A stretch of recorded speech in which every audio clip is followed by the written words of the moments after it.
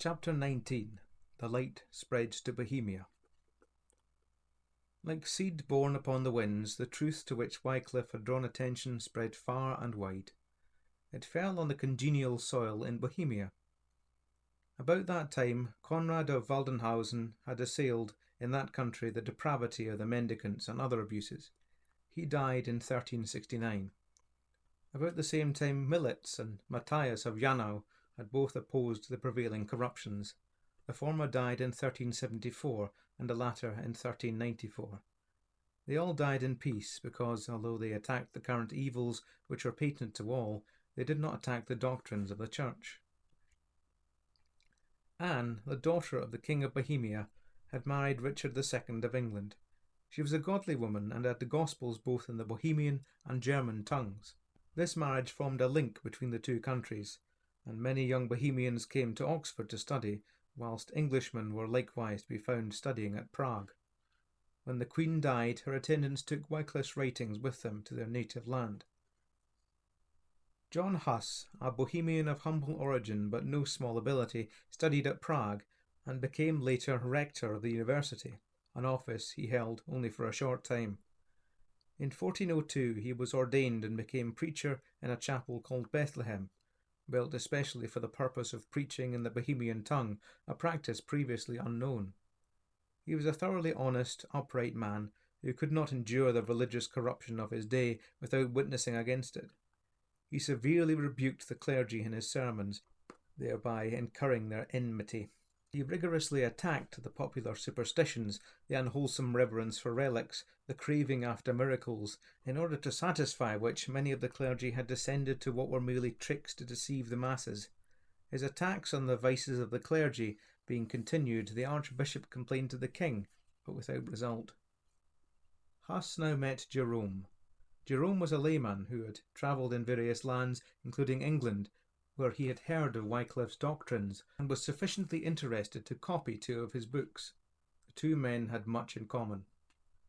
The Church, seeing the hold which Wycliffe's teachings were obtaining in Bohemia, condemned them, and in 1405 the Archbishop of Prague was ordered by the Pope to suppress these heresies. Huss incurred further criticism at this time because he was not prepared unreservedly to condemn Wycliffe's teachings. In 1409 it was forbidden to propagate in the university those of Wycliffe's teachings which were regarded as heretical. Huss was now ordered to cease preaching in Bethlehem Chapel.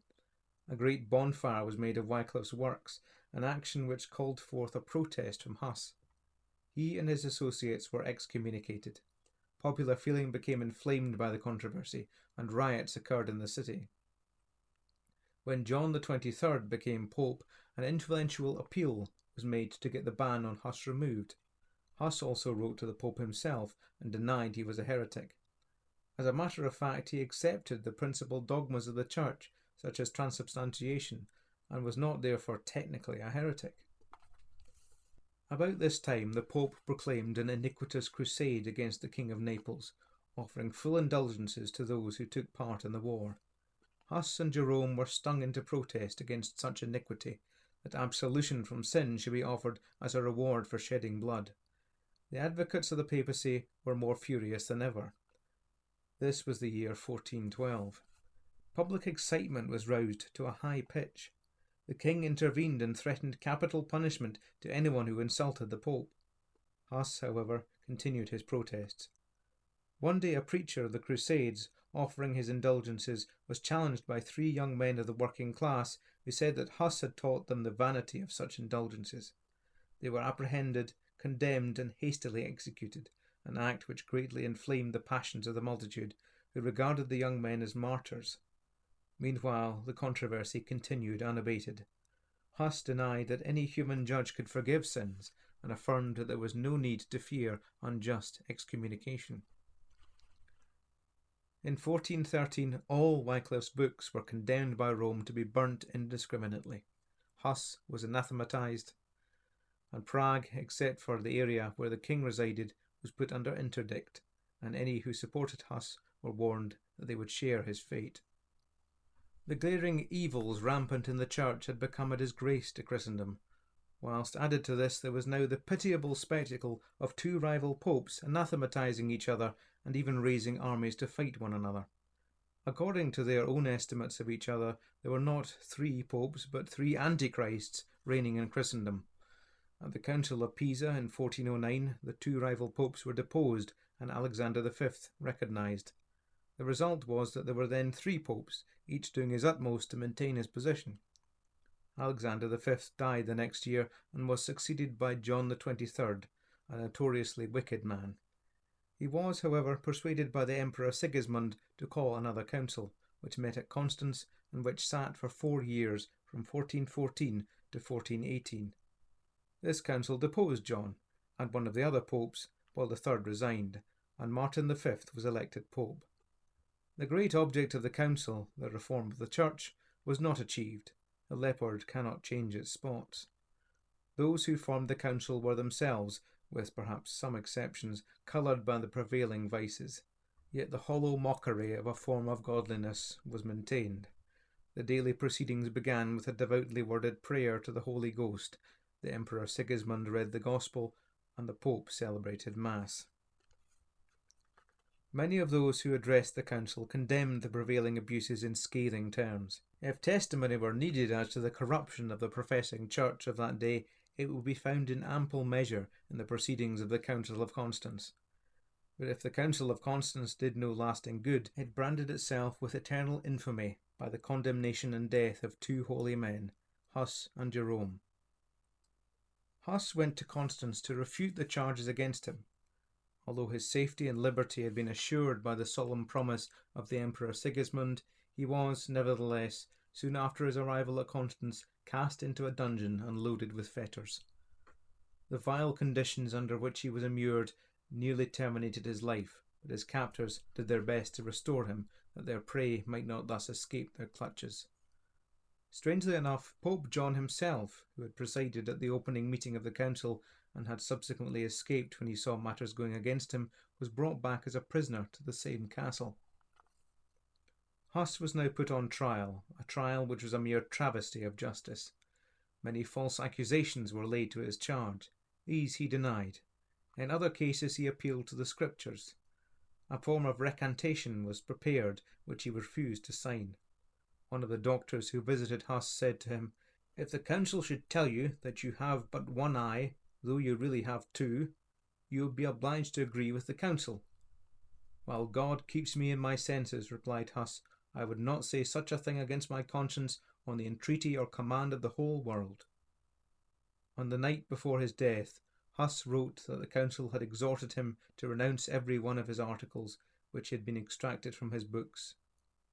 He absolutely refused unless they could prove from the Scriptures that his doctrines were erroneous.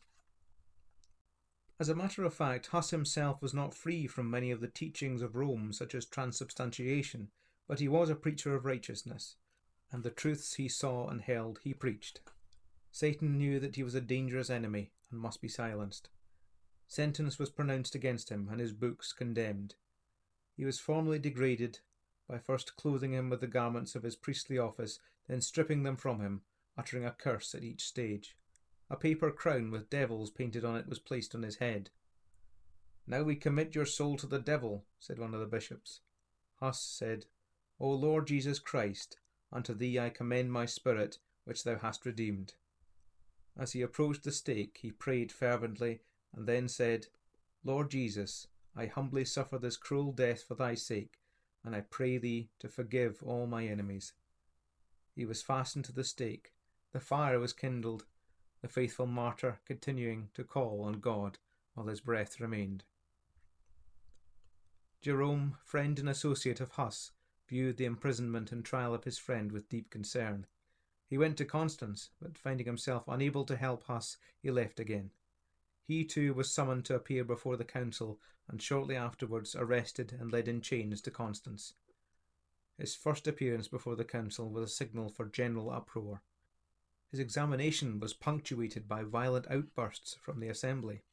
Jerome was led back to prison, where he was bound to a post and his hands chained to his neck, in which position he was kept for 10 days and supplied only with bread and water.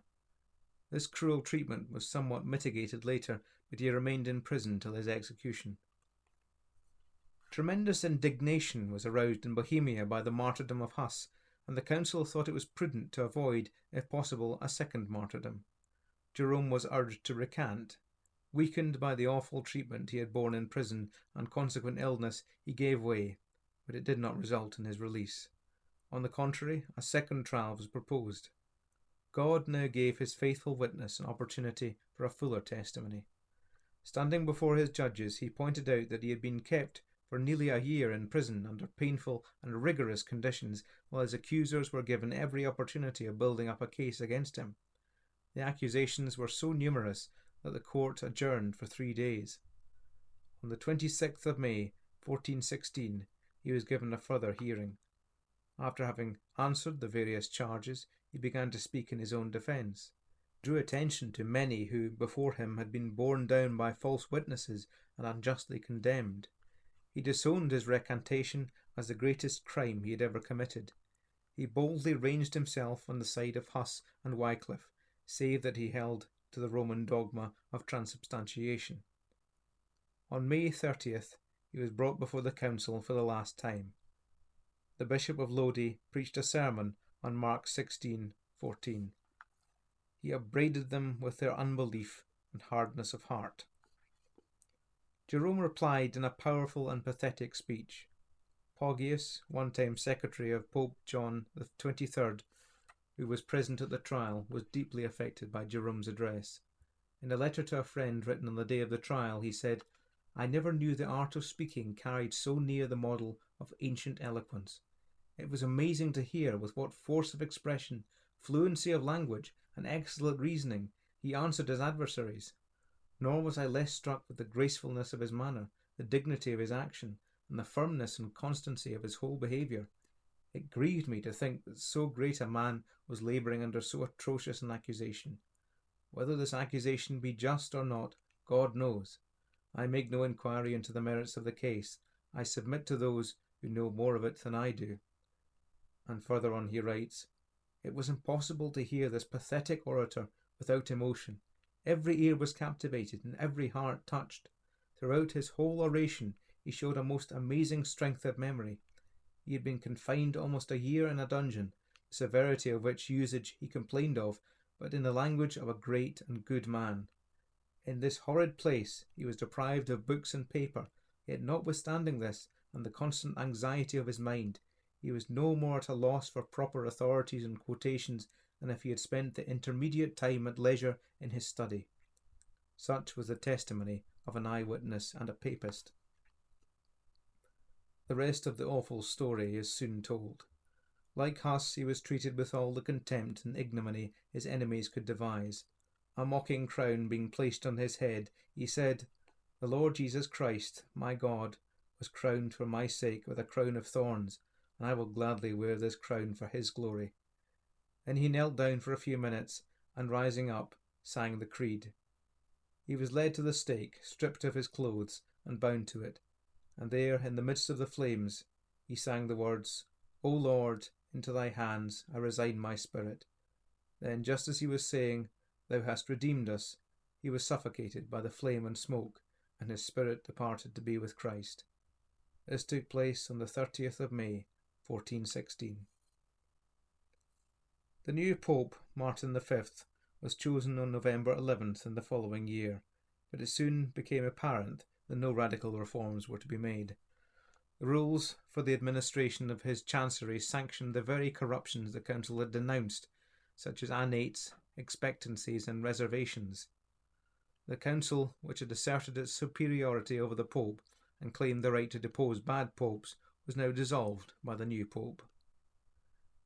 In May 1418, the Pope left Constance for Rome in a scene of pomp which has few parallels in history. Arrayed in splendid robes, he rode under a canopy, supported by 4 counts, while the Emperor held the horse's bridle on one side and the Duke of Brandenburg on the other. It is said the whole cavalcade amounted to 40,000 persons. The papacy was again victorious, and was to continue its career of evil unchecked for another 100 years.